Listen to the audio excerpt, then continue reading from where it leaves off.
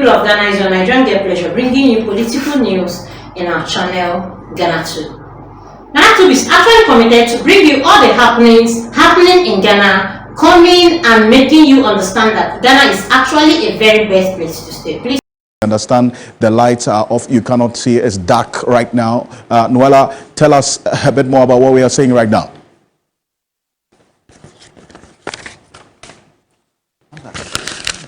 Well, but just to give you an idea of what you're seeing on the television, the Constituency Coalition Center, when the sorting of the ballot papers were going on, the lights just went off. You're worried about that. And as we indicated yesterday, in fact, there are some security analysts who had already raised concerns that these lights going off was going to be a major issue. And they have eventually moved the sorting process to another area where there's some electricity, and the lighting system, you see it right there. This is a shed that they've had to move to continue the sorting of the ballot that was cast in the Ayawaso North constituency. So the lights went off. And I wonder why that is happening, because, you know, it's okay for the lights to go off, you know, for ECG to do its thing. But the Electoral Commission, the chairperson, Jean Mensah, had told us, the media, and by extension, the public, that they had made adequate preparations, power banks, yes, generators, yes, for all these areas, so that if they are affected by ECG's you know, situation or disease of you know, light off, right? You can say, or power cuts. I mean, it depends, right? Yes. They will not be affected by it, or the process will not be truncated. So the question is, perhaps in their next media address, they should be telling us why this is happening. Remember that during the registration process for the first-time registrants and the likes, we had to pause for 2 days because situations like this caused the network not to work. So what is going on? The Electoral Commission needs to be serious about these areas. We don't want what we have seen in the lead up to the sorting and counting to continue. Right. Right. Okay. So Kamini, let's go straight to the Ayawaso North constituency. We understand that chaos has not been solved. Noella is hearing us right now. Noella, just give us an idea, a bit more detail of what's happening where you are right now. Okay. No, who are you going to fund? No, you are punishing us. No, we want to. Somebody, whether I'm sorry, abuse what is what no, one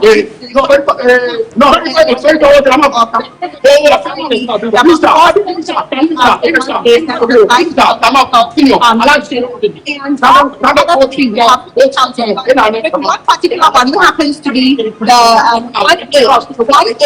the presidential, everything is adding up. That's it. The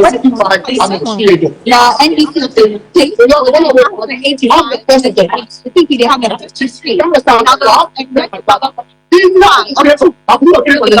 adding that up, we have about 240 instead of 235. Okay, so we'll rectify the clear connection to the sound of Noella there. But this is the Ayawaso North constituency. What you saw there was some misunderstanding that erupted over the lights going off at some point when the counting, they had just finished sorting, they were doing the counting when the lights went off, and it had to be moved to another area. But we've gotten the results at that polling station right now. We'll get it to you after we run it through our verification and certification system here on your election command center. So stay with us.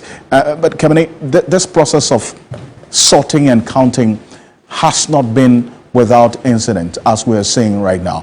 You see that the lights are going off, and as I indicated earlier, this is a crucial part of the exercise. Indeed. For the voting, we saw, you know, these pockets of violence, right?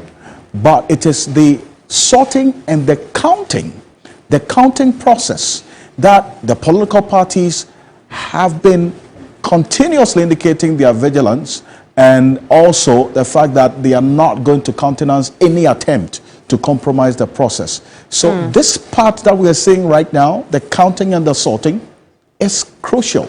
And if any fears of violence is going to happen, I mean, with what these we're are seeing the kinds of things that will feel it. This is the moment. Because, you know, the process is already surrounded by a lot of distrust, right? And so when the light goes off, people already instantaneously think that it was intentional. True. And that's why we all believe Jean Mensa when Jean Mensa told us that there will be backup power.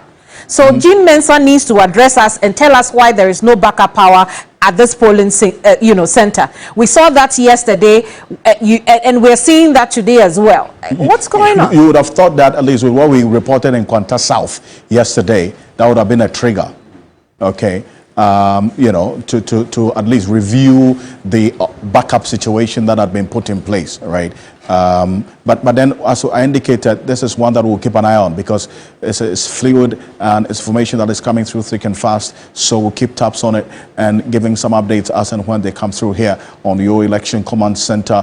But certainly these are concerns that's worth noting, you know, going into it. But already the political parties had indicated that if the lights go off at any point, they have people who have their torchlights, right, to help the Electoral Commission do their work.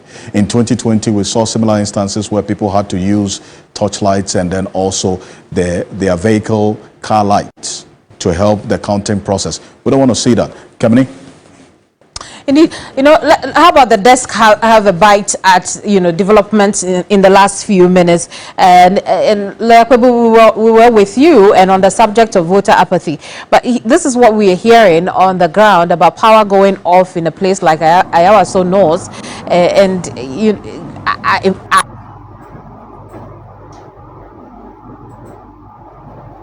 I have said it's disturbing. How does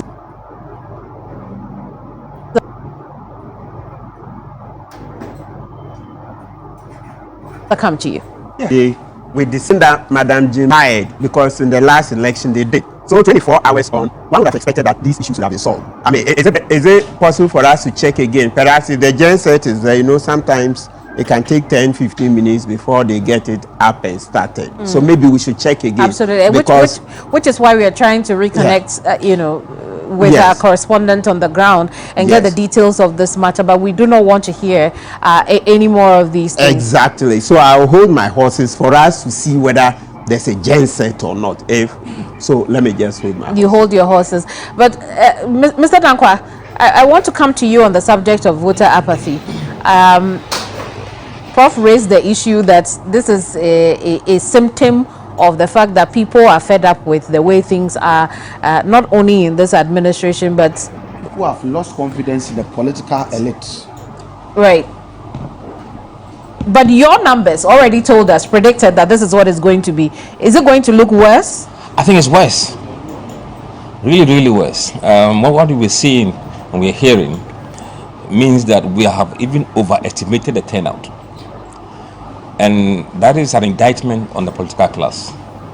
I think people have lost faith in the two parties and what they are delivering and what they have delivered. And I think whoever wins the presidency or wins and forms the next government has an obligation to rebuild trust. Please do and to ensure that people are re-engaged put on in the political notification process. message, get all our news one by one. Thanks, my people.